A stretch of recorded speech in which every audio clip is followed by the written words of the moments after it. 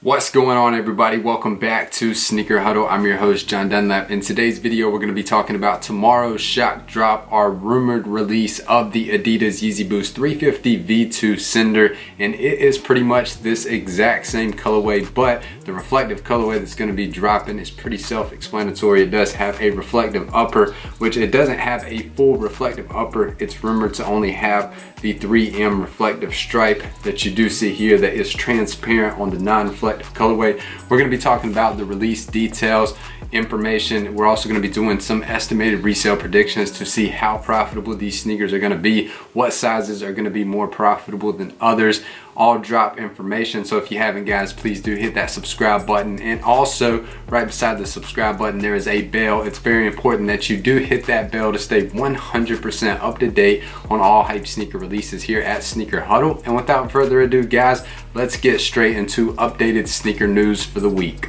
The Air Jordan 1 Court Purple that was scheduled to drop on April the 4th has now been pushed back to April the 11th. Nike and Jordan Brand have announced that the women's Jordan 1 Mid multicolor will drop on various Nike retailers and the sneakers app on April the 9th. Now, with updated sneaker news out of the way, let's talk about the Adidas Yeezy Boost 350 V2 Cinder in the reflective colorway that is rumored to drop at a retail point of $250 on April the 4th, tomorrow, Saturday at 10 a.m. Eastern time, or possibly a random time.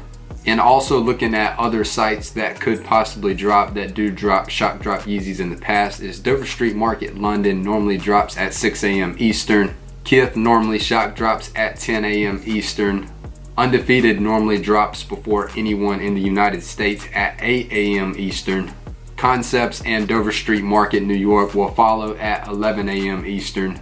But a lot of those sites that I have mentioned are not manual friendly sites. Your best manual shot is going to be to put all your marbles and all your effort into Yeezy Supply. Now, guys, when it comes to copping these sneakers and when they go live, whenever the queue goes live or whenever they are shock dropped, I will tweet that out on our Twitter account. So it's very important that you do scroll down to the description below and follow us on Twitter at Sneaker Huddle, because I'm going to keep you guys 100% up to date on this release and all other releases in the future for raffles and updates, all information on sneaker releases. Now, when it comes to resale for these sneakers, guys, you can expect them to go for about $325 and up.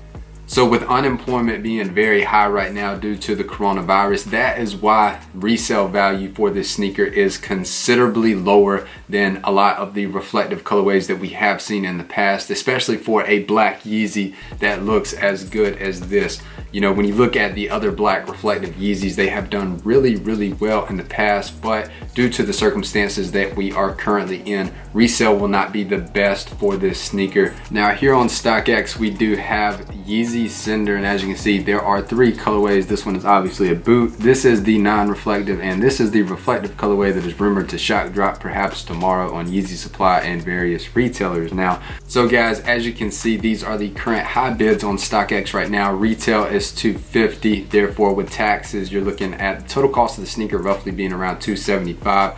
So you got to sell this for about $310, let's say, as a break-even point on StockX, just roughly. So just to get a general idea, guys, you can see that these are typically, you know, $70 profit. This is pre-sale values, but I would expect these values to drop. So there's definitely a little bit of money to be made, but specifically I wanted to talk about with these sizes is normally, you know, we would say go for 6.5, 5.5, 5, 6, you know, the base sizes, because normally we see an increased value for those particular sizes, but something is changing in the sneaker market where the common sizes are surprisingly starting to do just as well, or not better, than the base sizes. And I think that has a little bit to do with some people being new to the sneaker game. They are copping, you know, 6.5, 5.5, and then they are panic selling these sneakers and they're driving the prices down. I cannot stress enough, if you do cop sneakers, be patient. put your ask on StockX and leave it. Do not start undercutting people. That's how you drive the prices down, and especially the situations that we are in right now.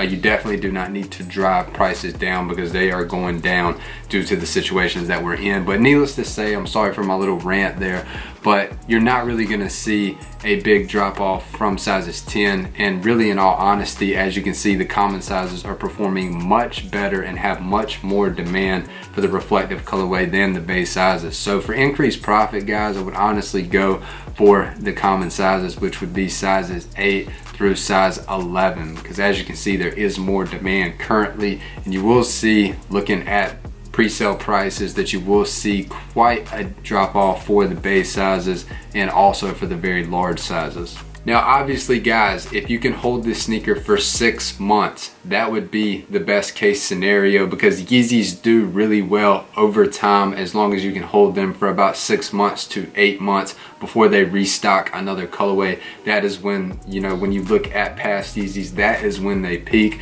But I do understand that not everybody can do that. If you can cop this sneaker and quick flip it and pay bills, or, you know, buy a couple meals for your family, that is entirely fine. If that's what you want to do, then absolutely do it. But you will see increased profit if you can possibly hold these sneakers for 6 to 8 months.